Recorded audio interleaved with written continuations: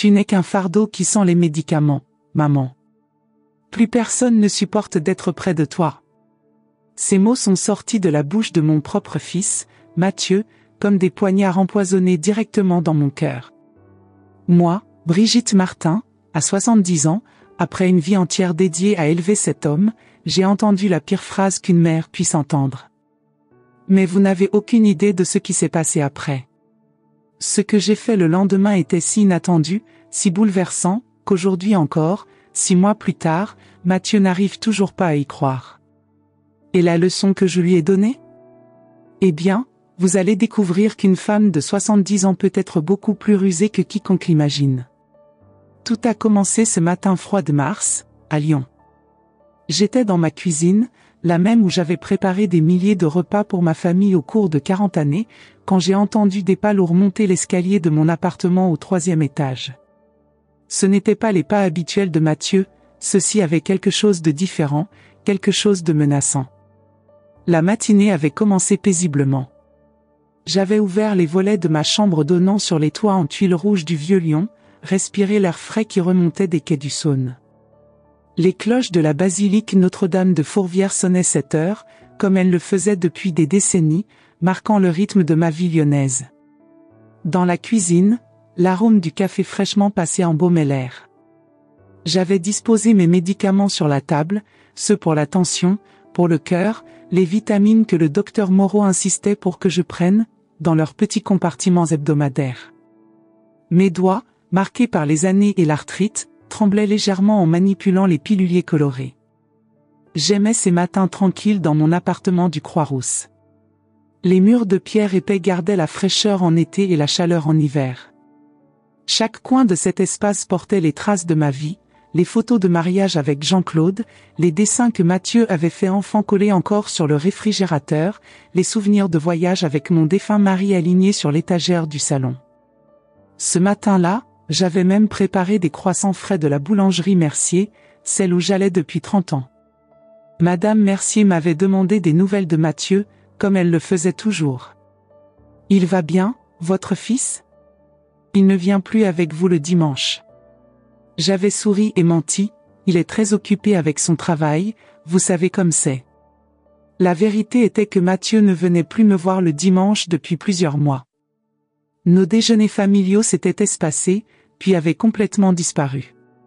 Quand je l'appelais, il répondait toujours qu'il était débordé, stressé, que les enfants avaient mis l'activité.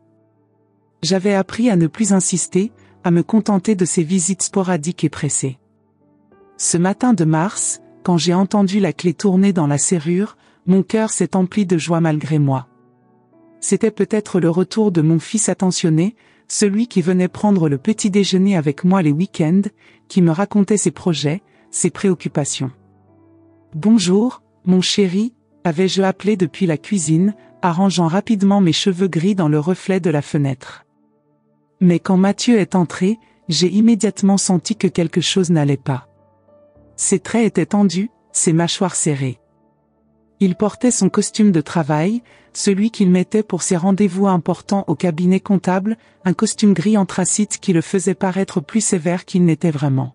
« Maman, il faut qu'on parle », a-t-il dit d'un ton que je ne lui connaissais pas. Ces 5 mots ont fait s'effondrer ma bonne humeur matinale. Dans toute ma vie de mère, j'avais appris à décoder les intonations de mon fils. Et cette fois, son ton ne présageait rien de bon. La porte s'est ouverte avec violence. Mon fils de 48 ans est entré comme une tempête, le visage rouge de colère, les poings serrés. Ses yeux, qui un jour m'avaient regardé avec un amour inconditionnel, brillaient maintenant de quelque chose qui m'a glacé le sang, du mépris pur. « Maman, ça doit s'arrêter maintenant », a-t-il crié, jetant une pile de papiers sur la table de la cuisine avec violence. Les papiers se sont éparpillés, certains tombant par terre. Mes mains ont tremblé en ramassant les documents. C'étaient des factures médicales, des ordonnances, des résultats d'examen, toute la paperasserie de mes traitements de santé des derniers mois. Mon cœur, déjà fragile à cause des années, s'est mis à battre de façon désordonnée. « Qu'est-ce que c'est, Mathieu ?» ai-je demandé, ma voix sortant plus faible que je ne l'aurais voulu. « Ça, maman, c'est le gouffre financier que tu es en train de créer dans notre famille. Il a pointé agressivement les papiers du doigt. Tu crois que l'argent pousse sur les arbres? Que je suis ta banque personnelle? Je ne comprenais pas. J'avais toujours payé mes propres factures, je m'étais toujours débrouillée seule depuis que mon mari, Jean-Claude, était mort il y a 8 ans. J'avais ma petite retraite, mes économies, jamais je n'avais demandé d'aide financière à Mathieu. Mais enfin, Mathieu, je ne comprends pas. Je paie tous mes frais médicaux avec ma propre retraite et... T'es à retraite? Il a ricané amèrement. Et les courses que je fais pour toi? Et les fois où je t'emmène chez le médecin? Et le temps que Camille passe à t'expliquer comment utiliser ton smartphone? Tout ça, c'est du temps et de l'argent. Chaque mot était comme une gifle. Je regardais cet homme devant moi et je ne reconnaissais plus mon fils. Où était le petit garçon qui grimpait sur mes genoux pour que je lui lise des histoires? L'adolescent qui venait chercher mes conseils quand il avait des problèmes avec ses copains? Le jeune homme qui m'appelait tous les soirs quand il était étudiant à Paris? Mais Mathieu a continué, chaque mot plus cruel que le précédent. Tu sais quel est le problème, maman? Tu ne te rends pas compte que tu es devenu un fardeau. Tes visites constantes chez le médecin, tes médicaments coûteux, tes matinées à pleurer papa. Tout ça coûte de l'argent et de la patience que je n'ai plus. Des larmes ont commencé à couler sur mon visage, mais il ne s'est pas arrêté. Si j'avais su que ce serait notre dernière vraie conversation avant des mois, aurais-je réagi différemment? Aurais-je trouvé les mots pour lui expliquer que mes larmes pour son père n'étaient pas de la faiblesse, mais de l'amour qui refuse de mourir? Et cette maison? Regarde-moi cet endroit. Il a fait un geste large englobant tout l'appartement. Tu vis seul dans un appartement de 3 chambres au centre de Lyon, pendant que moi, ma femme et mes enfants, on vit entassés à Villeurbanne. Tu es égoïste, maman. Purement et simplement égoïste. J'ai essayé d'expliquer que cette maison avait 40 ans de souvenirs, que chaque coin gardait des traces de mon défunt mari, des anniversaires des enfants, des Noëls en famille. Que dans la chambre du fond, il y avait encore les dessins que lui et sa sœur Amélie avaient fait enfant. Que dans le placard de l'entrée, je gardais précieusement le manteau de Jean-Claude parce qu'il sentait encore son eau de toilette. Des souvenirs? Des souvenirs? Il a presque craché les mots. Maman, les souvenirs ne paient pas les factures. Les souvenirs ne nourrissent pas mes enfants. Tu vis dans le passé pendant que nous, on galère dans le présent.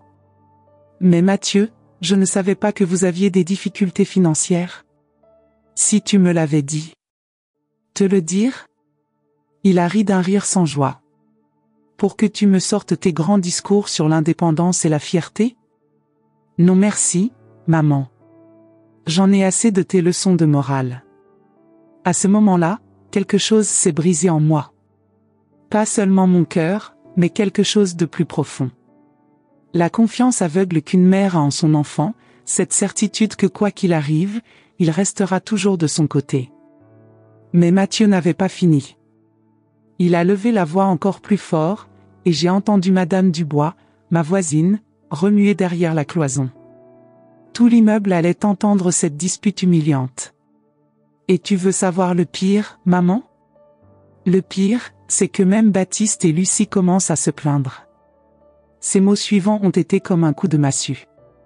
Hier, Baptiste m'a demandé pourquoi grand-mère sentait toujours bizarre et pourquoi elle parlait toujours de grand-père qui est mort. Mes propres enfants trouvent leur grand-mère pénible. Le silence qui a suivi a été assourdissant. J'ai regardé l'homme devant moi et je n'ai pas reconnu mon fils. Où était le garçon que je berçais dans mes bras pendant les orages? L'adolescent qui pleurait sur mon épaule quand il avait eu le cœur brisé pour la première fois? Le jeune homme qui me demandait conseil sur sa carrière, sur l'amour, sur la vie? Et puis, comme un coup de grâce final, Mathieu a lâché la phrase que je n'oublierai jamais. Assez, maman. Tu n'es qu'un fardeau qui sent les médicaments. Plus personne ne supporte d'être près de toi. Ni moi, ni Camille, ni les enfants. Il faut que tu acceptes que tu es une vieille inutile et que tu arrêtes de gâcher nos vies. Le silence qui a suivi était assourdissant. Je l'ai regardé, cet homme devant moi, et je n'ai pas reconnu mon fils. Dans ses yeux, il n'y avait plus trace de l'amour, de la tendresse, du respect qu'il avait toujours eu pour moi. Il n'y avait que de la colère, de l'exaspération, et quelque chose de plus terrible encore, de l'indifférence. Mathieu est parti en claquant la porte, me laissant seul avec les débris de mon cœur brisé et une pile de papiers éparpillés sur la table de la cuisine. L'écho de ses pas dans l'escalier s'estompait, mais ses mots continuaient de résonner dans ma tête comme une mélodie obsédante et cruelle. Je me suis assise dans le silence de ma cuisine, entourée par 40 années de souvenirs qui venaient d'être réduits à néant par les mots de mon propre enfant. Les rayons du soleil matinal filtraient encore par la fenêtre, mais ils ne réchauffaient plus rien en moi. Mais vous savez ce que j'ai fait? Je n'ai pas pleuré. Je ne me suis pas lamenté. Je ne suis pas resté au lit à dramatiser. Non, j'ai fait quelque chose que personne n'attendait d'une vieille inutile, comme moi. J'ai pris le téléphone et j'ai appelé l'agent immobilier le plus respecté de Lyon. Monsieur Dubois? Ici Brigitte Martin. J'ai besoin de vendre mon appartement. Aujourd'hui même. Attendez, ne partez pas encore. Vous n'avez aucune idée de ce qui va suivre. Ce qui s'est passé après que j'ai vendu ma maison en 24 heures était si inattendu que cela a complètement changé la vie de Mathieu. Et la leçon que je lui ai donnée? Eh bien, disons qu'il ne traitera plus jamais une mère comme un fardeau. Restez avec moi, car dans les prochains chapitres, vous allez découvrir comment une femme de 70 ans peut être beaucoup plus puissante que quiconque l'imagine. La plus douce vengeance de ma vie ne fait que commencer. 24 heures. C'était exactement le temps qu'il m'a fallu pour bouleverser ma vie de fond en comble et commencer la leçon la plus importante que Mathieu recevrait de toute sa vie. Le matin suivant cette horrible dispute, je me suis réveillée à 6 heures avec une clarté mentale que je n'avais pas ressentie depuis des années. Ce n'était pas de la colère, c'était de la détermination pure. Pendant que je préparais mon café dans la machine que Jean-Claude m'avait offerte pour notre 35e anniversaire de mariage, j'ai regardé par la fenêtre de la cuisine et j'ai vu Lyon s'éveiller sous un ciel bleu radieux. C'était comme si l'univers me donnait un signe. La nuit avait été étrangement paisible. J'avais dormi d'un sommeil profond, sans les cauchemars habituels, sans me réveiller en sursaut en pensant aux mots cruels de Mathieu. Au contraire, j'avais rêvé de Jean-Claude. Dans mon rêve, il était assis à notre table de cuisine, buvant son café du matin comme il le faisait pendant des décennies, et il m'avait dit, « Ma chérie, il est temps de vivre pour toi. Tu as assez donné. » J'avais pris ce rêve comme un message. Jean-Claude avait toujours été un homme sage, et même dans la mort, il semblait me guider vers la bonne décision. À cette heure précise, j'ai appelé Monsieur Dubois. François Dubois était l'agent immobilier le plus réputé du 1er arrondissement de Lyon, un homme que je connaissais de réputation depuis des années. Sa voix au téléphone était professionnelle mais surprise. « Madame Martin? À cette heure-ci? J'espère que tout va bien. » « Tout va parfaitement bien, Monsieur Dubois. En fait, tout va mieux que jamais. J'aimerais vendre mon appartement du Croix-Rousse. Aujourd'hui, si possible. » Il y a eu un silence au bout du fil. « Aujourd'hui, madame? Vous êtes sûre que... » Jamais je n'ai été aussi sûre de quelque chose dans ma vie. « Pouvez-vous venir l'évaluer ce matin? » Bien sûr, madame Martin. Je peux être là à 9 heures, si cela vous convient. Après avoir raccroché, j'ai fait quelque chose que je n'avais pas fait depuis des mois.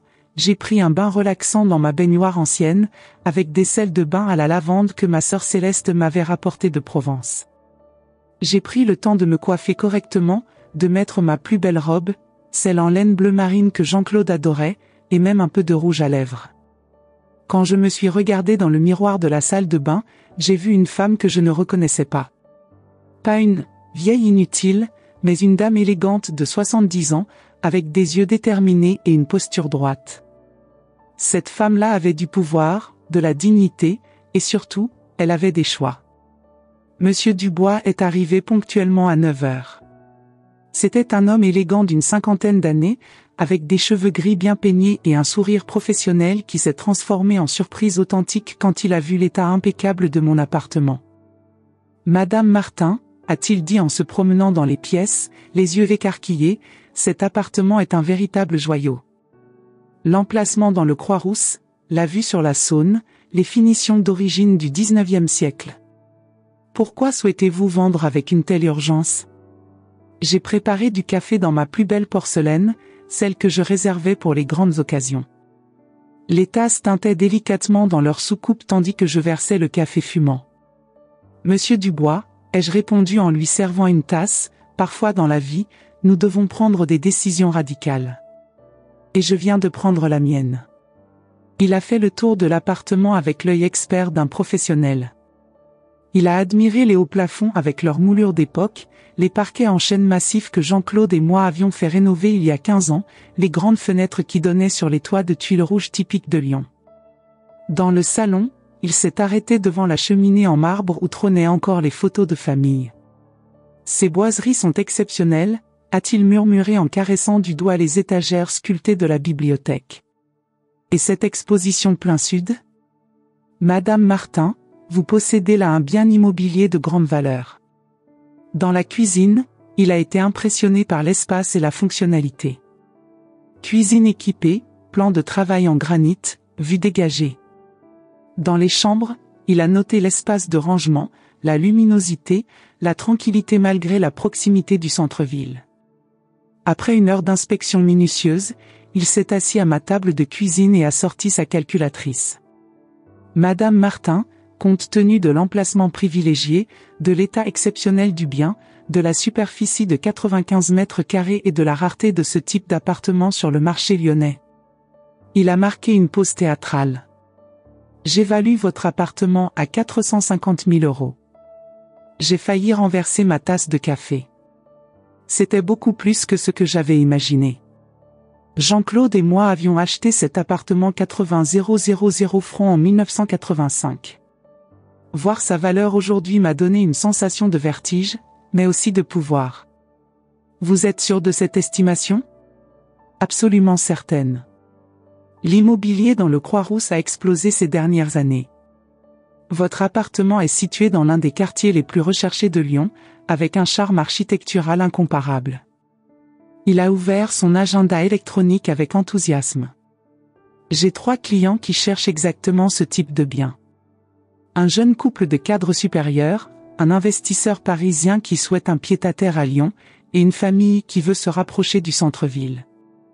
Je peux organiser des visites dès cet après-midi, si vous le souhaitez. Parfait. Mais il y a une condition, je veux que tout soit réglé d'ici demain soir. Paiement comptant, sans crédit, sans bureaucratie qui traîne. Monsieur Dubois m'a regardé avec curiosité, mais il a acquiescé. D'accord, Madame Martin. Dans ce cas, je vais contacter immédiatement mes clients les plus solvables. Pendant qu'il organisait les visites, j'ai commencé à passer des coups de téléphone. Le premier était pour ma sœur Céleste, qui vit à Annecy avec son mari Henri. Brigitte ? Quelle surprise ! Comment vas-tu, ma chérie ? Sa voix était chaleureuse, comme toujours. Céleste avait 3 ans de moins que moi, et nous avions toujours été très proches malgré la distance. Céleste, j'ai besoin d'une faveur. Est-ce que je peux venir passer quelques jours chez vous ? Je fais quelques changements dans ma vie. Bien sûr. Mais tout va bien ? Tu as l'air différente. Tout va parfaitement bien, ma sœur. Mieux que jamais, en fait. Je t'expliquerai tout quand je serai là. Henri sera ravi de te voir. Tu sais qu'il adore discuter politique avec toi. Et moi, j'ai hâte de rattraper le temps perdu. Quand arrives-tu ? Probablement demain ou après-demain. Je t'appellerai pour confirmer. Le deuxième appel était pour Madame Rousseau, ma voisine de 78 ans qui vivait seule depuis la mort de son mari l'année précédente. C'était une femme charmante qui se plaignait souvent de solitude malgré ses 4 enfants éparpillés aux 4 coins de la France. Brigitte, ma chère. Comme c'est bon d'entendre ta voix. Comment vas-tu après, enfin, J'ai entendu des éclats de voix hier. Madame Rousseau, que diriez-vous de faire ce voyage de rêve dont nous parlons toujours? Visiter la Provence, voir les champs de lavande, séjourner dans ces hôtels de charme dont nous rêvons en regardant les magazines? Tu parles sérieusement? Mais cela doit coûter une fortune. Laissez-moi m'occuper de ça. La vie est trop courte pour économiser de l'argent seulement pour les héritiers, vous ne trouvez pas? Il y a eu un silence ému au bout du fil. Brigitte, tu es sûre? Plus sûre que jamais. Nous le méritons, Madame Rousseau. Nous avons consacré nos vies à nos familles, il est temps de penser à nous. La journée a passé comme dans un tourbillon. 3 familles ont visité l'appartement, et toutes sont tombées amoureuses immédiatement. La première, un jeune couple de trentenaires travaillant dans les nouvelles technologies, a admiré l'aspect moderne que je lui avais donné tout en préservant le charme ancien. La deuxième, une famille avec 2 adolescents, s'est extasiée devant l'espace et la proximité des écoles.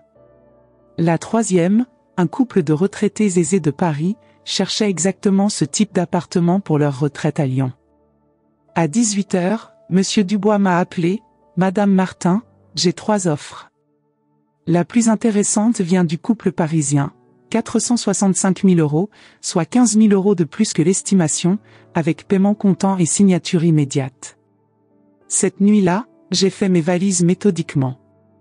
J'ai pris mes affaires les plus précieuses, les bijoux de ma mère, les photos de famille, quelques objets de Jean-Claude, mes livres préférés. Le reste, je l'ai laissé pour la nouvelle propriétaire, qui était ravie de récupérer les meubles d'époque. J'ai signé le contrat le vendredi matin, dans le bureau de Monsieur Dubois, en présence du notaire, Maître Durand. Quand l'argent est apparu sur mon compte bancaire, 465 000 € en chiffre net, j'ai ressenti une liberté que je n'avais pas éprouvée depuis des décennies. Ce n'était pas seulement une liberté financière, c'était une liberté émotionnelle, spirituelle même. Mais le plus intéressant restait à venir. Mathieu a appelé cet après-midi-là, vers 15h.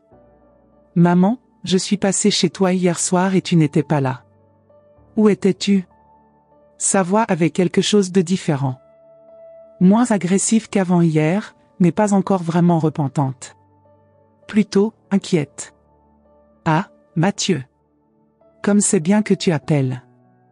J'ai une nouvelle à t'annoncer. Quelle nouvelle? J'ai vendu la maison. Le silence du côté de Mathieu a été si long que j'ai cru que la communication avait été coupée. J'entendais seulement sa respiration qui s'était accélérée.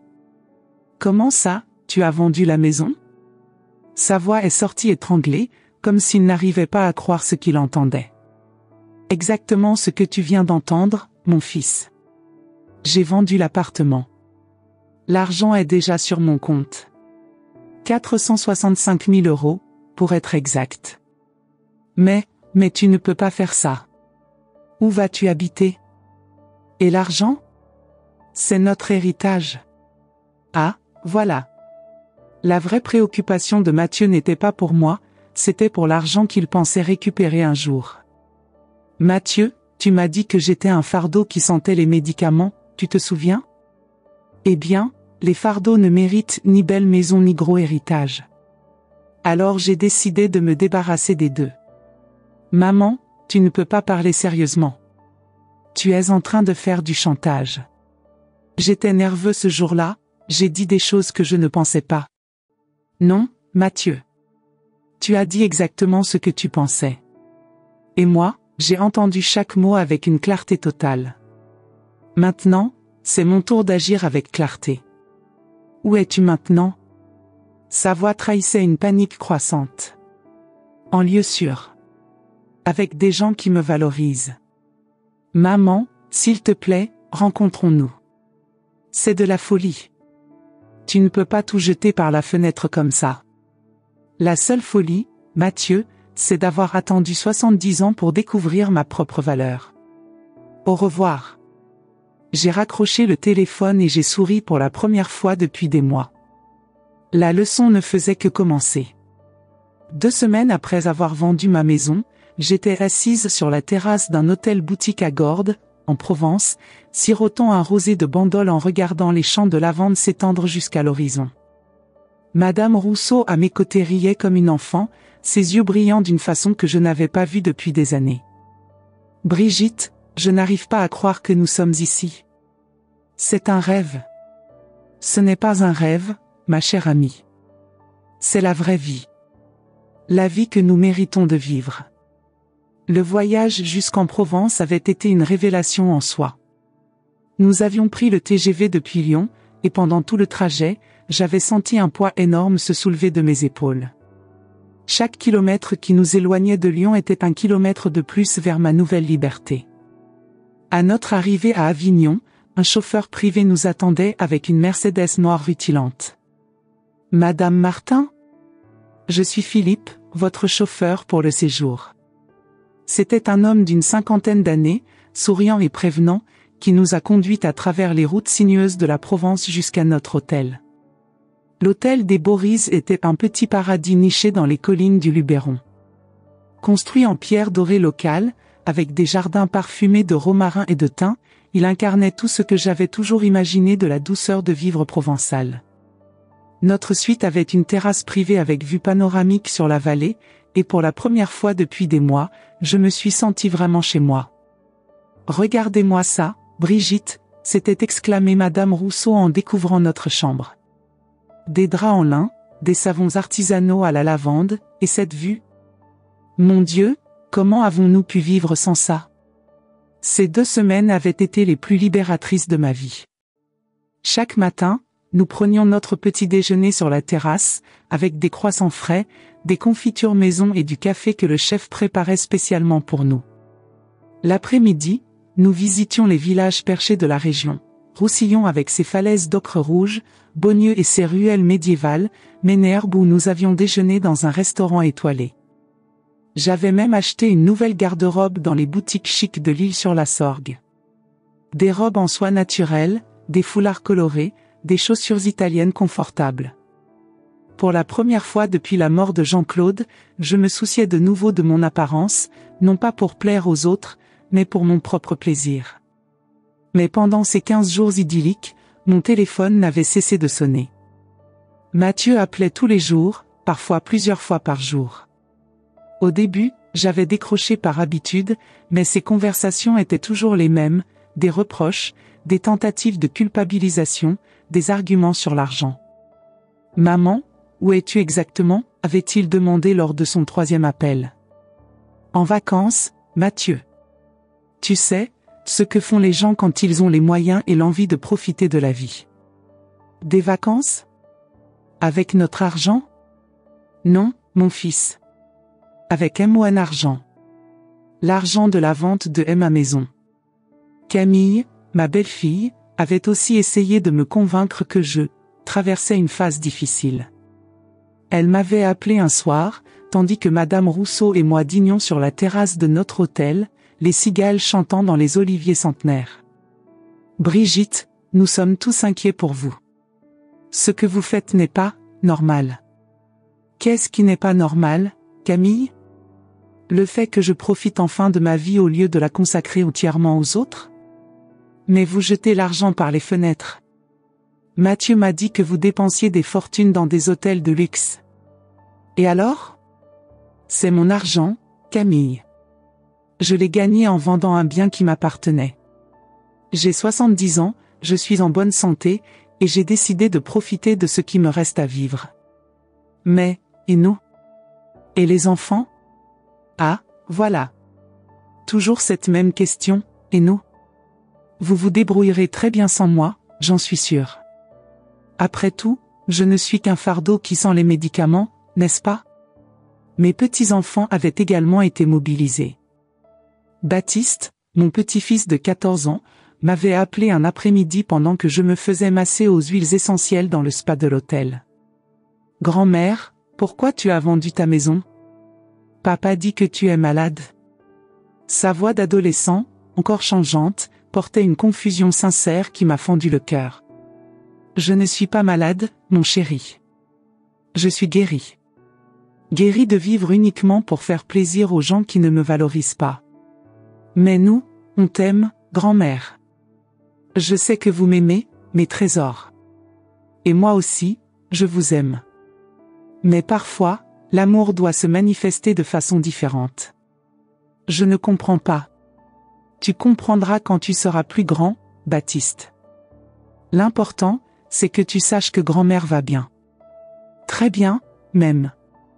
Lucie, ma petite fille de 12 ans, avait été encore plus directe lors de son appel. Grand-mère, papa pleure tous les soirs. Il dit que c'est de sa faute si tu es partie. Cette phrase m'avait troublé plus que je ne voulais l'admettre. Mathieu pleurait?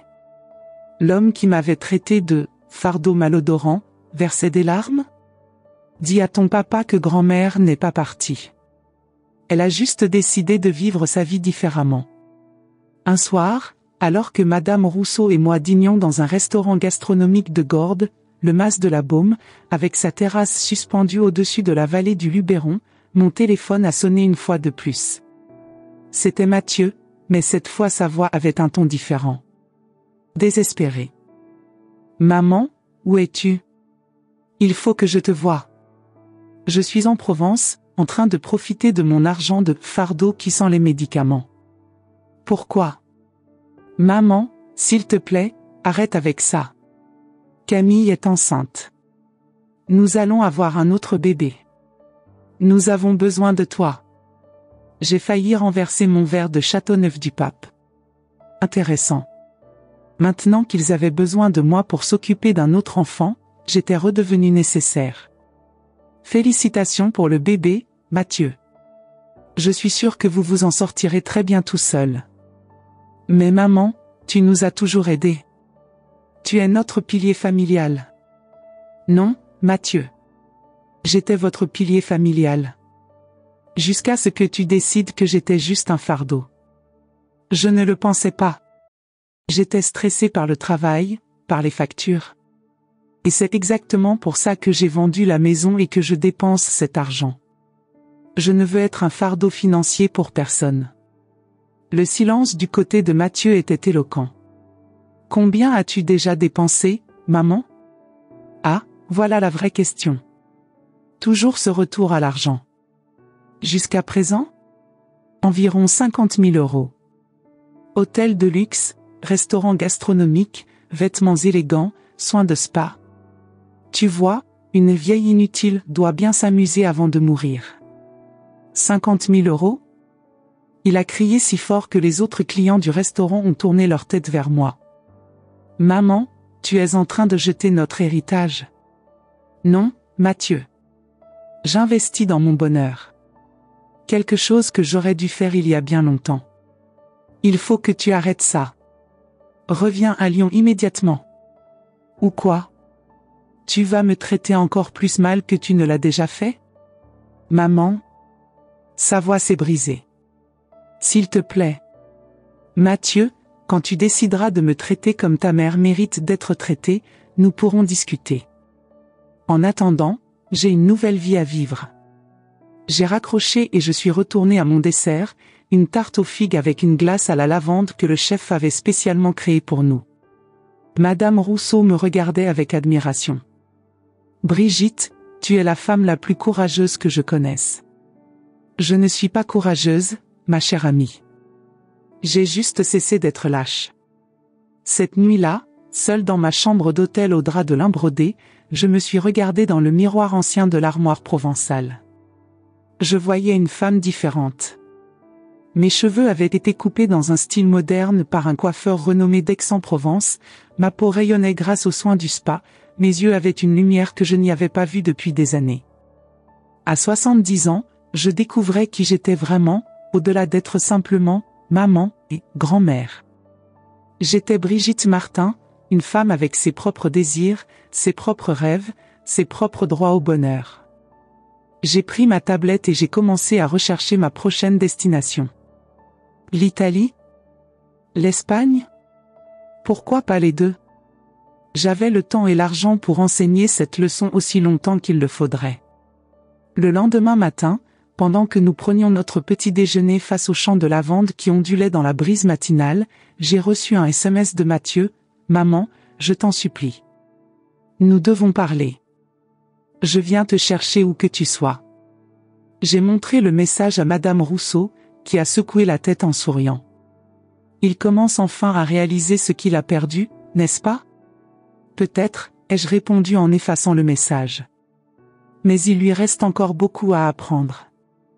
Mathieu n'avait pas encore saisi la profondeur de la leçon. Mais j'avais encore du temps et des ressources pour la lui enseigner. La Provence n'était que le début de mon voyage vers la liberté. 6 mois s'étaient écoulés depuis que j'avais vendu ma maison. 6 mois de liberté, de découverte, de vie pleine. J'avais visité l'Italie, les lacs de Lombardie, Florence et ses trésors artistiques, Rome et son histoire millénaire. J'avais parcouru l'Espagne, Séville et ses patios fleuris, Barcelone et son architecture unique, Saint-Sébastien et sa gastronomie raffinée. J'avais passé un mois entier en Suisse, dans un chalet traditionnel à Zermatt, face aux Cervins majestueux, rencontrant des gens extraordinaires et vivant des expériences que je n'avais jamais imaginées possibles à 70 ans. Mon compte en banque?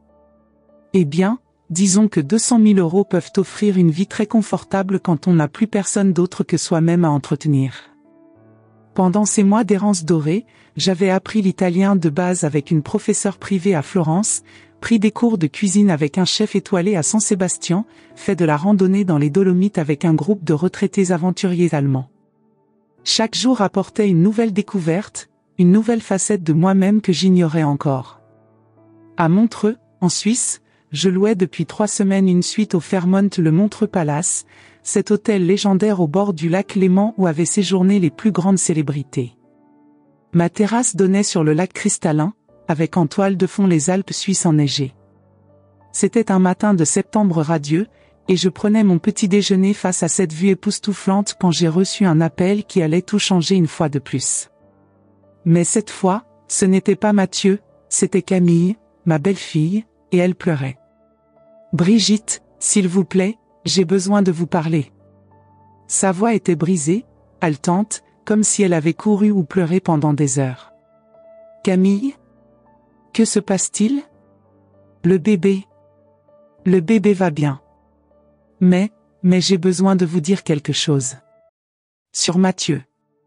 Sur la façon dont tout s'est réellement passé. Mon cœur s'est emballé. Que veux-tu dire?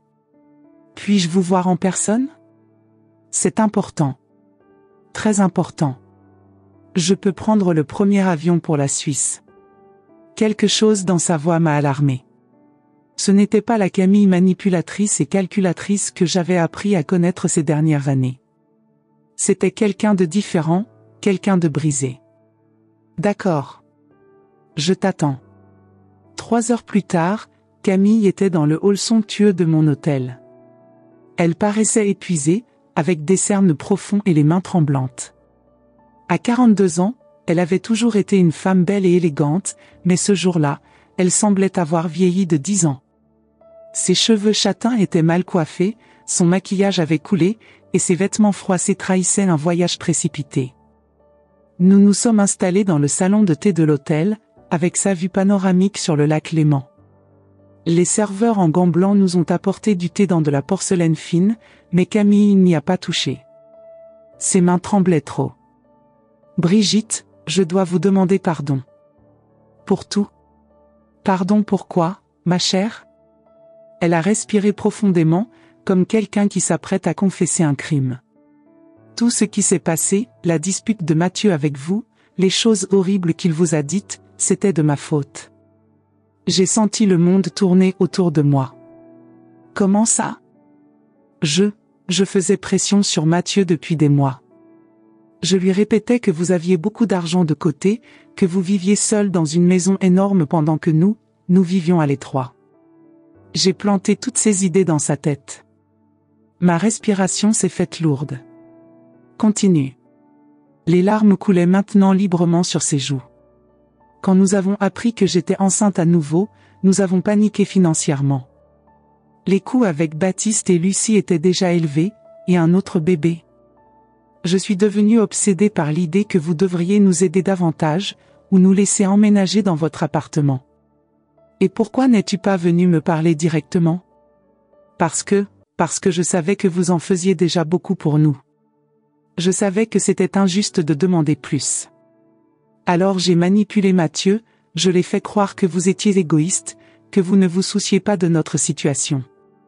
Elle a sorti de son sac une liasse de papier froissé. Regardez ça.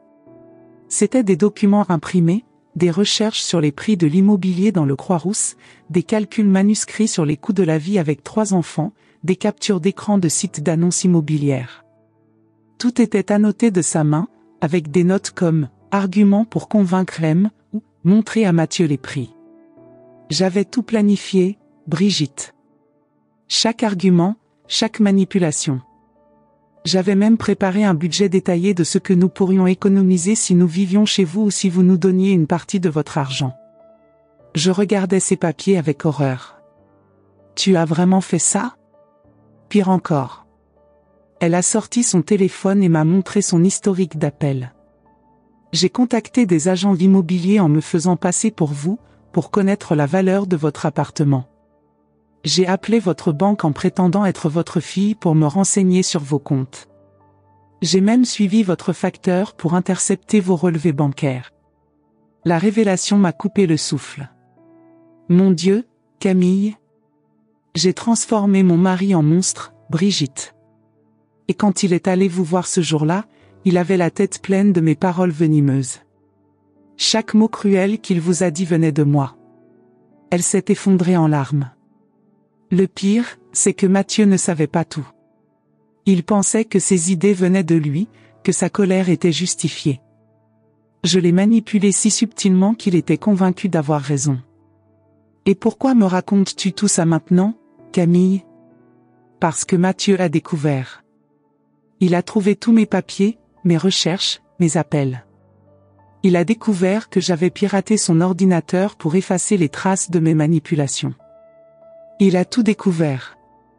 Elle a respiré profondément avant de continuer, sa voix entrecoupée de sanglots. Quand il a compris tout ce que j'avais fait, il est devenu fou. Il a réalisé qu'il avait détruit sa relation avec sa propre mère à cause de mes manipulations. Il a pleuré pendant 3 jours d'affilée, Brigitte. Il ne mange plus, ne dort plus, peut à peine travailler. Il est en dépression profonde. Et toi? Comment te sens-tu? Détruite. Complètement détruite. Sa voix n'était plus qu'un murmure.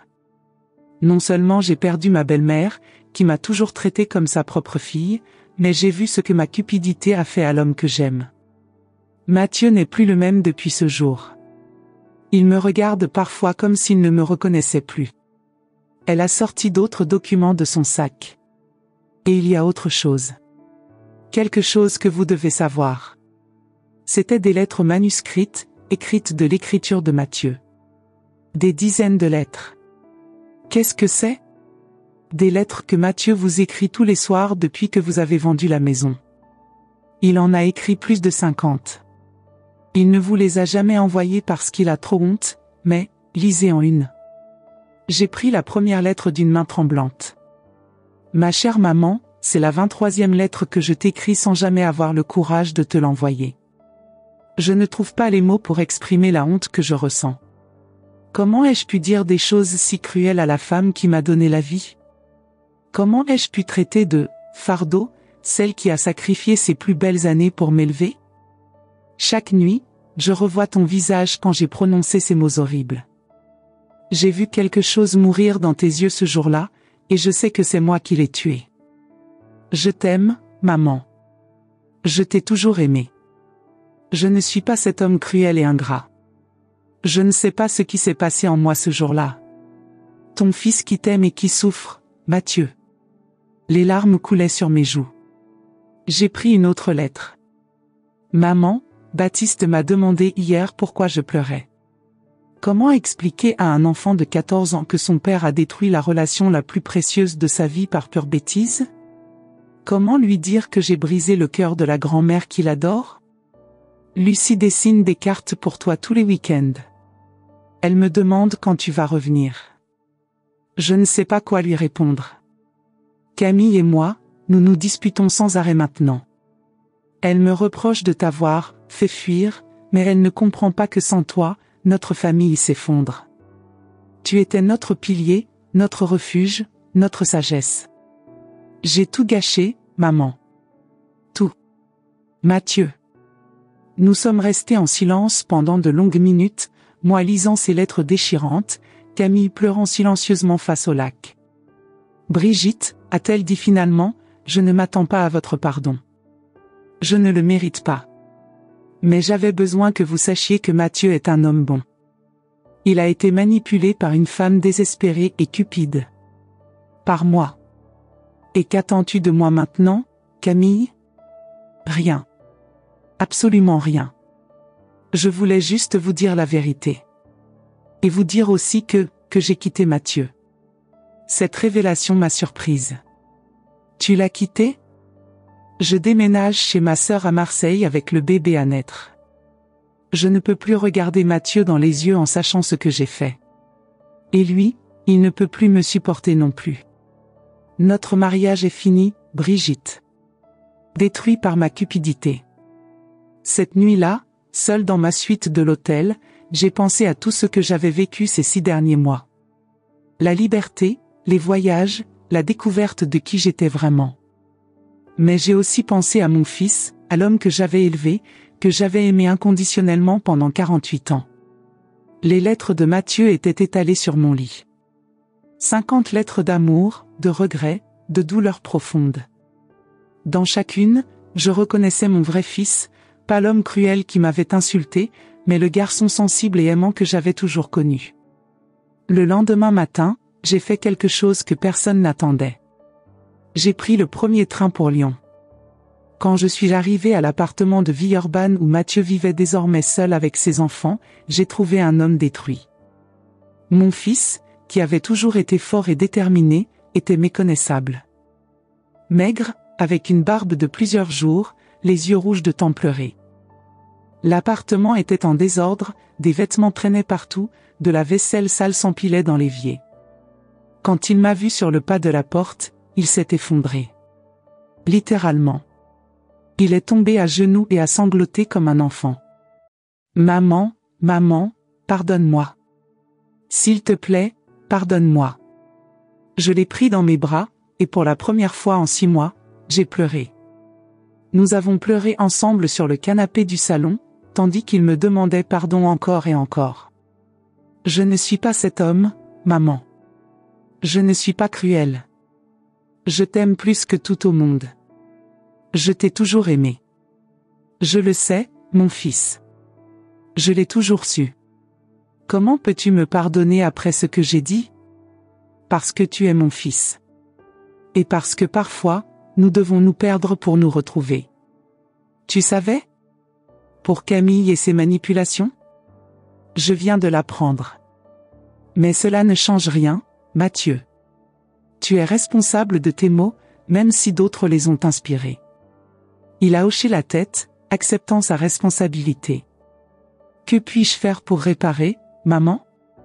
Mais voici la partie que personne n'attendait. Quand Mathieu m'a demandé si j'allais revenir à Lyon, si j'allais acheter une autre maison, je l'ai surpris une fois de plus. Non, Mathieu. Je ne reviendrai pas vivre à Lyon. Comment ça? Ces 6 mois m'ont appris que je pouvais être heureuse par moi-même. J'ai découvert que j'avais le droit de vivre ma propre vie, pas seulement en fonction de la vie des autres. Mais, et l'argent? Tu as déjà dépensé. Il me reste encore 250 000 €, ce qui est largement suffisant pour vivre confortablement le reste de ma vie. Et tu sais ce que je vais en faire? Mathieu et Baptiste et Lucie, qui venaient de rentrer de l'école, me regardaient avec expectative. Je vais créer une fondation pour les personnes âgées abandonnées par leurs enfants. Je vais aider d'autres personnes de mon âge à redécouvrir leur dignité et leurs valeurs propres. Le silence a été total. Et vous, ai-je continué, vous allez recevoir un héritage bien plus précieux que de l'argent, l'exemple d'une femme qui a appris à se valoriser. J'espère que vous enseignerez cela à mes petits-enfants. Au cours des mois suivants, j'ai rendu visite à Mathieu et à sa famille régulièrement, mais je retournais toujours à ma nouvelle vie indépendante. J'avais acheté un petit appartement à Annecy, près de ma sœur Céleste, et j'avais commencé à travailler sur ma fondation. Mathieu me traitait désormais comme une reine, avec tout le respect et l'amour que j'avais toujours mérité. Il avait appris sa leçon de la façon la plus dure qui soit. Baptiste et Lucie venaient me voir tous les week-ends, et j'avais développé avec eux une relation plus authentique, basée sur le respect mutuel plutôt que sur l'obligation familiale. Camille avait effectivement déménagé à Marseille. Mathieu m'avait dit qu'elle avait accouché d'une petite fille, Emma, et qu'elle tentait de reconstruire sa vie. Il n'y avait plus d'amertume dans sa voix quand il parlait d'elle, juste de la tristesse pour un amour perdu et une famille brisée. « Tu lui pardonneras un jour ?» m'avait-il demandé. « J'ai déjà pardonné, Mathieu. Pas pour elle, mais pour moi. La rancune est un poison que nous nous infligeons à nous-mêmes. » La Fondation Brigitte Martin a été inaugurée 1 an après cette histoire. Elle avait son siège à Annecy et des antennes dans plusieurs villes françaises. Nous aidions des centaines de personnes âgées à retrouver leur estime de soi et leur indépendance. Des cours d'informatique pour les seniors, des groupes de voyage, des ateliers de développement personnel, des conseils juridiques pour ceux qui voulaient reprendre le contrôle de leur patrimoine. L'histoire de mon divorce avec ma famille avait fait le tour des médias locaux, et j'avais reçu des milliers de lettres de personnes âgées qui se reconnaissaient dans mon parcours. Beaucoup avaient trouvé le courage de changer leur propre situation. Un jour, 2 ans après tout ça, Mathieu m'a rendu visite à Annecy. Il avait l'air en forme, apaisé. Il avait perdu du poids, s'habillait mieux, souriait de nouveau. « Maman, j'ai quelque chose à te dire. » « Je t'écoute, mon fils. » « J'ai rencontré quelqu'un. » J'ai souri. « Raconte-moi. » « Elle s'appelle Sophie. Elle est institutrice, elle a 38 ans. Elle a 2 enfants d'un premier mariage. Et, elle connaît toute notre histoire. » « Comment ça ? » Je lui ai tout raconté. Ce que j'avais fait, comment tu avais réagi, la leçon que tu m'avais donnée. Elle dit que tu es la femme la plus courageuse qu'elle connaisse sans même t'avoir rencontrée. Et elle veut quand même de toi, ai-je plaisanté. Il a ri, un vrai rire, le premier que j'entendais depuis longtemps. Oui. Elle dit que le fait que j'ai compris mes erreurs et que j'ai changé prouve que je suis devenu un homme meilleur. Elle a raison. Tu es devenu un homme meilleur, Mathieu. Grâce à toi, maman. Grâce à ta leçon. Et c'est là qu'a été la plus grande leçon de toute cette histoire, que jamais il n'est trop tard pour enseigner aux gens comment ils doivent nous traiter. Parfois, pour être respecté, il faut être prête à tout perdre. Mathieu a appris qu'une mère n'est pas la propriété de ses enfants. Camille a appris que la cupidité détruit les familles. Et moi ? J'ai appris qu'à 70 ans, la vie ne faisait que commencer. Parce qu'au final, mes chers amis, nous ne sommes pas des fardeaux qui sentent les médicaments. Nous sommes des femmes puissantes avec le parfum de l'expérience, de la sagesse et du courage de recommencer autant de fois que nécessaire. Et voilà la vraie leçon que je vous laisse. N'acceptez jamais d'être traité comme moins que ce que vous méritez. Peu importe votre âge, peu importe qui est la personne. Vous avez de la valeur, vous avez du pouvoir, et vous avez le droit d'exiger le respect. Parfois, la plus grande démonstration d'amour est de dire non. Et parfois, pour sauver une relation, il faut être prête à la perdre complètement. Mon nom est Brigitte Martin, j'ai 71 ans, et voici l'histoire de comment une phrase cruelle m'a libérée d'une vie que je ne savais pas que je ne voulais plus vivre. Aujourd'hui, je vis dans un bel appartement à Annecy, je voyage quand j'en ai envie, je dirige une fondation qui aide des centaines de personnes, et surtout, je suis respectée et aimée par ma famille, non pas par obligation, mais par choix. Et vous savez quoi ? C'est exactement la vie que je mérite. Vous êtes-vous déjà senti invisible dans votre propre famille ? Avez-vous déjà entendu des mots qui ont tranché votre âme comme une lame ? Je sais que beaucoup d'entre vous qui m'écoutez avez vécu ou vivez des situations similaires. Le manque de respect n'a pas d'âge pour faire mal. Peut-être vous demandez-vous, Brigitte, aurais-je eu le courage de faire ce que vous avez fait ? La vérité, c'est que le courage n'est pas l'absence de peur, c'est agir malgré elle. C'est décider que notre dignité vaut plus que notre zone de confort. Racontez-moi dans les commentaires, Vous êtes-vous déjà senti comme un fardeau? Comment avez-vous réagi? Si vous étiez à ma place, auriez-vous tout vendu pour donner cette leçon? Vos histoires comptent. Votre douleur compte. Et surtout, votre force compte. Ne laissez pas cette conversation mourir ici. Abonnez-vous à la chaîne, car ensemble nous sommes plus forts. Partagez cette vidéo avec quelqu'un qui a besoin de se rappeler sa propre valeur. Parce que personne ne mérite d'être traité comme moins que ce qu'il est.